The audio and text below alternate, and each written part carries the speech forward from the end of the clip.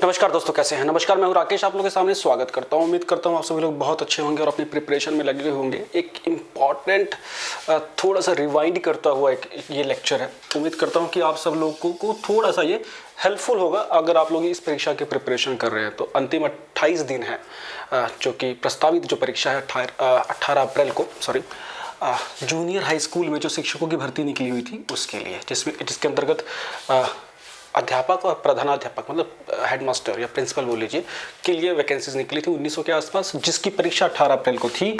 जिसके ऊपर लगातार आप लोग परीक्षा से संबंधित हमारे लेक्चर्स को देख रहे होंगे। वर्तमान में जब इस लेक्चर को आप देख रहे होंगे तो उस समय एक प्लेलिस्ट ऑलरेडी क्रिएटेड की जा चुकी है, जो इससे संबंधित, इस एग्जाम से संबंधित जितने भी लेक्चर हम लोगों ने तैयार किए हैं वो प्लेलिस्ट बना दी गई है उसमें। और उसके अंदर सब कैटेगराइज भी कर दिया गया है कि जीएस का कौन सा है, एसएसटी का कौन सा है, साइंस का हिस्सा कौन सा है, करंट का हिस्सा कौन सा है। देखिए, अब 28 दिन बचे हैं। कुछ लोग ये भी सोच रहे हैं, कुछ चीज़ें भी चल रही हैं कि भाई ये मैटर थोड़ा सा कोर्ट में गया हुआ 50% वाले इशू को लेकर, तो क्या पता एग्ज़ाम डेट टल जाए। लेकिन मैं ये मान के चल रहा हूँ कि एग्ज़ाम 18 अप्रैल को होगा और मुझे लगता है कि एग्ज़ाम 18 अप्रैल को हो जाएगा। ठीक है, मैं उसी के हिसाब से चीज़ें आपको बता रहा हूँ। अब ये परीक्षा इतने शॉर्ट नोटिस पे आई थी कि जो बिल्कुल फ्रेशर थे उनके लिए बिल्कुल मुश्किल आई है। इसीलिए कहा जाता है बिल्कुल इस तरीके से चीज़ों को बहुत सिंपल रखना चाहिए। हम चीज़ों को कॉम्प्लिकेट कर देते हैं।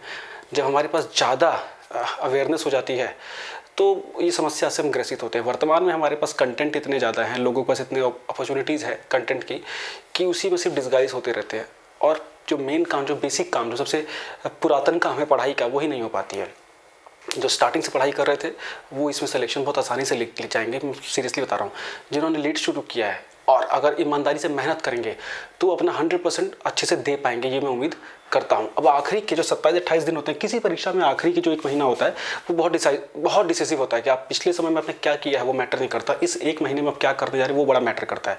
इस परीक्षा के अंतर्गत आप देखेंगे कि करीब 65 से 70% वो लोग हैं जो आपकी हमारी कैटेगरी की, सबकी कैटेगरी में हैं, जो कि अभी कुछ महीनों से या 1-2 महीने से प्रिपरेशन स्टार्ट की है। तो घबराने की जरूरत नहीं है।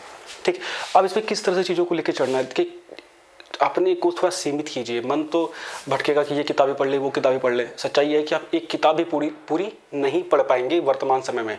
तो क्या क्या स्ट्रेटेजी हमारी होनी है, क्या क्या चीज़ें हमें जरूर देखना चाहिए। आप में से कई लोग होंगे जिन्हें लगातार परीक्षा दे रहे होंगे या अन्य परीक्षाओं में सेलेक्टेड होंगे, तो उनको ज़्यादा कुछ नई चीज़ें नहीं मिलेंगी या मैं कुछ नया नहीं बता रहा हूँ। बहुत से बेसिक सी बातें हैं, सुनने में बोरिंग लगती हैं, सनसनीखेज नहीं होती हैं, लेकिन एक्चुअली काम तो वही करती हैं और ये सच्चाई है। जो पेपर का पैटर्न है, करीब 150 क्वेश्चन आते हैं आप लोगों को, जिसमें कि 50 अंक का सामान्य ज्ञान आता है। ये सब कुछ पता है, मैं मान के चल रहा हूँ सब पता है। अगर ये भी नहीं पता है तो छोड़ देना पेपर यार, फिर फ़ायदा नहीं है। ठीक है, अगर आप एसएसटी ऑप्ट करते तो 100 क्वेश्चन एसएसटी का, हिंदी ऑप्ट करते तो 100 क्वेश्चन हिंदी का, साइंस या मैथ ऑप्ट करते तो 100 क्वेश्चन साइंस मैथ का, या सेम इंग्लिश का या संस्कृत का सेम 100 क्वेश्चन।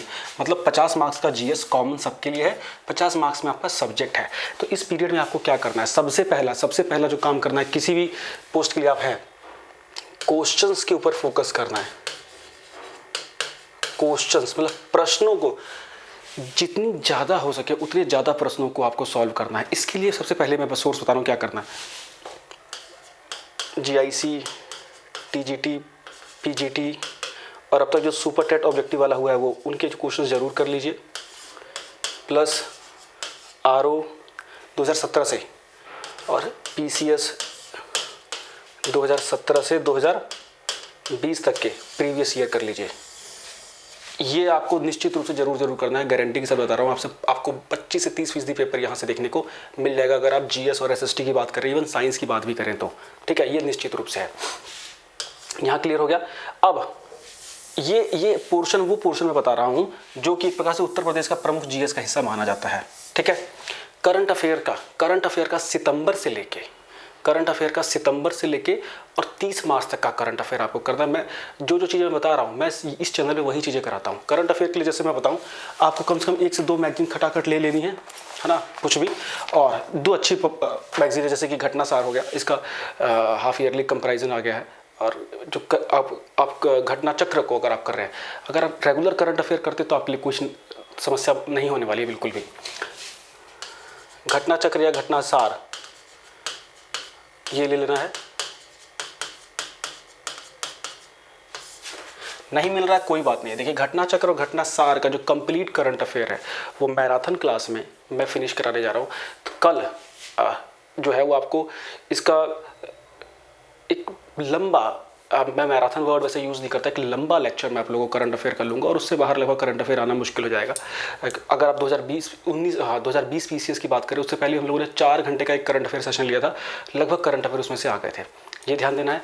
अब जो जीएस के लिए इसमें आप प्रिपरेशन कर रहे हैं, जीएस में बहुत सारे विषय हैं, तो सब विषयों के लिए आप अलग अलग किताबें तो नहीं पढ़ सकते। तो सबसे अच्छी जो अपॉर्चुनिटी है इस समय जीएस को पढ़ने की, आप फोकस करिएगा जनरल साइंस के ऊपर, करंट अफेयर के ऊपर, ज्योग्राफी के ऊपर, ठीक है। पॉलिटी और हिस्ट्री के क्वेश्चन आपने जो प्रीवियस ईयर मैंने बताए हैं ना, वो अगर कर लेंगे तो वहाँ से ही आपका निकल जाएगा। इनके लिए सबसे अच्छी बुक होती है जीआईसी वगैरह के प्रीवियस पेपर के लिए घटना वो शिल्पी की, और बाकी जो हमारे पीसीएस और अन्य परीक्षाओं के हैं उसके लिए घटना चक्र। अगर आप विज्ञान का घटना चक्र का अगर आप पूर्वावलोकन ले लेते हैं तो आपका साइंस वाला पोर्शन कवर हो जाएगा। मैथमेटिक्स के लिए तो कोई भी कन्वेंशनल बुक ले लीजिए, मैथमेटिक्स मेरा विषय नहीं है, आर.एस. अग्रवाल वगैरह कुछ भी ले लीजिए। और मैं पहले इसके हिसाब से बताता हूँ, जीएस के हिसाब से सामान्य ज्ञान के अंतर्गत करंट अफेयर्स, आपका साइंस, आपका एनवायरनमेंट और आपका ज्योग्राफी, ये जो पोर्शन है ये थोड़ा सा डोमिनेट करेगा। हिस्ट्री पॉलिटी को आप सिर्फ और सिर्फ क्वेश्चन करिएगा, थ्योरी में जाइए ही मत, मतलब सीधे सीधे क्वेश्चंस करिए, बिकॉज हिस्ट्री पॉलिटी से मैक्सिमम क्वेश्चन आपको रिपीटेड मिलेंगे इस पोर्शन से, तो यहाँ आप यूटिलाइज कर सकते हैं, ठीक है। हम जो क्लासेस करा रहे हैं उसमें ज़्यादातर क्वेश्चन इसीलिए दे रहे हैं, ठीक है। कोई भी समस्या है तो क्वेश्चंस के तहत आपको चीज़ों को आंसर सीधे सीधे मिल जाएगा।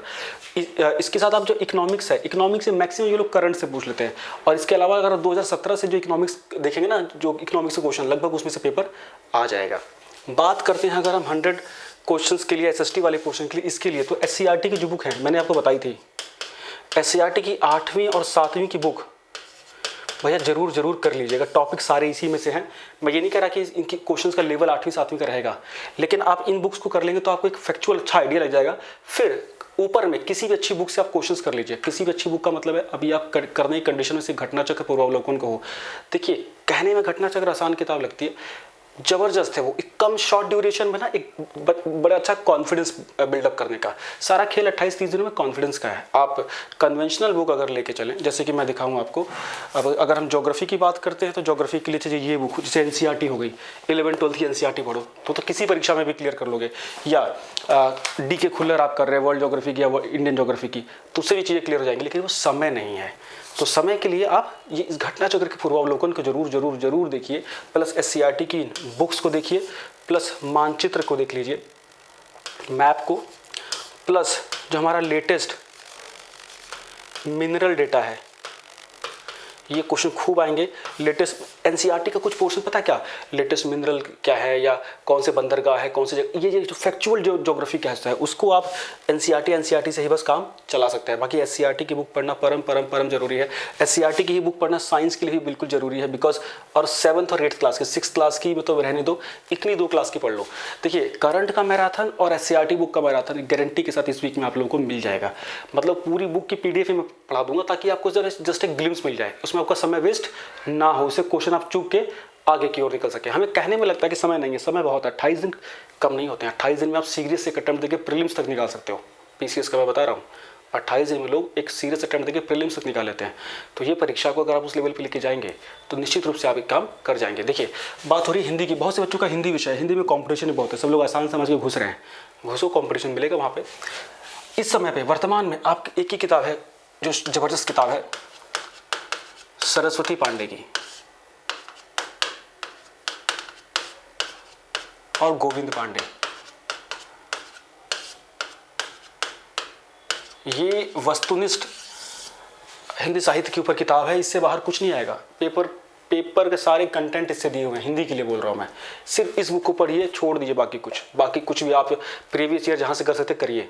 इसका प्रीवियस ईयर तो कुछ अपने आप में है नहीं, आपको जो जीआईसी वगैरह टीजीटी पीजीटी से इंस्पायर होना पड़ेगा। लेकिन गोविंद पांडे सरस्वती पांडे मेरे हिसाब से मोर देन सफिशिएंट बुक है इस पर्टिकुलर सॉर्ट ऑफ टाइम के लिए।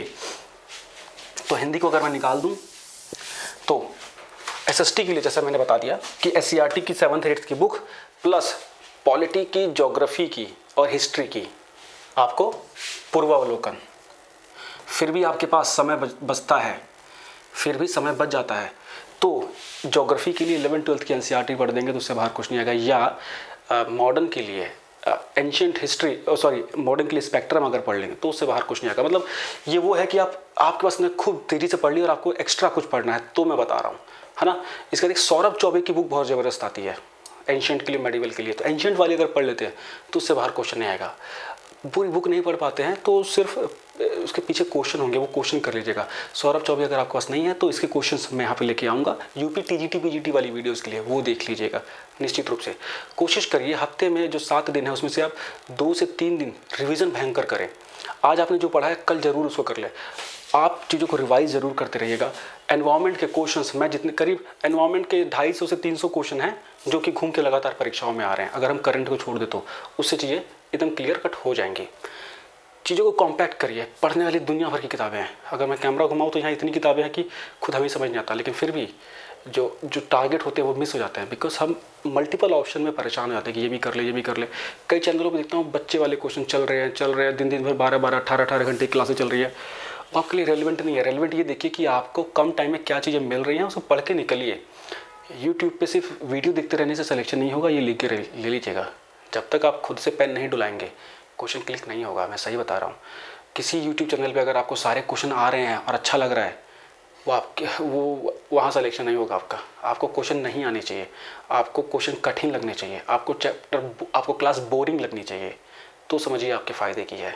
सनसनीखेज और 150 में से 145 वो विरले लोगों के लिए होता है और सब उससे नहीं ला सकते हैं। ये सच्चाई है। जो कठोर मेहनत कर रहा है 1 साल से ना वो लाएगा और उसमें आपकी कोई गलती नहीं है, क्योंकि ये मेहनत जो सतत रूप से करते हैं ना इसी को बोलते हैं सस्टेनेबल डेवलपमेंट।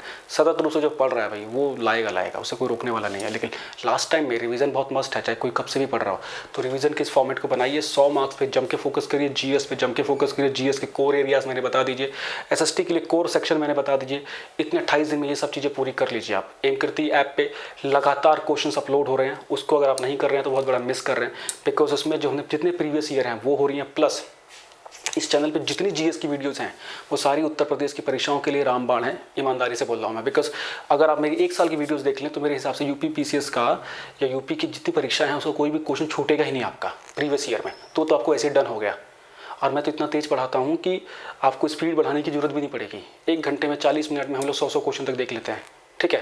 तो करंट अफेयर का एक बड़ा लाइव सेशन में लूँगा जिसमें कि लगभग सितंबर से लेकर फरवरी तक का करंट अफेयर पूरा कर देंगे। फिर मार्च का करंट अफेयर अलग रह जाएगा, कुछ भी अलग नहीं छूटेगा, डोंट वरी। इसके अलावा पीसीएस के मैं 3-3 4-4 मिनट की वीडियो डालता हूँ, अब और डालना शुरू करूँगा। जैसे कि कोई इंडेक्स आ गया, कोई बड़ी घटना, उसे ज़रूर नोट कर लीजिएगा। यूपी का और सेंटर का जितनी भी 4 साल की स्कीम्स हैं उसको ज़रूर कर लीजिएगा, वहाँ से क्वेश्चन ज़रूर आएंगे। इलेक्शन ईयर है।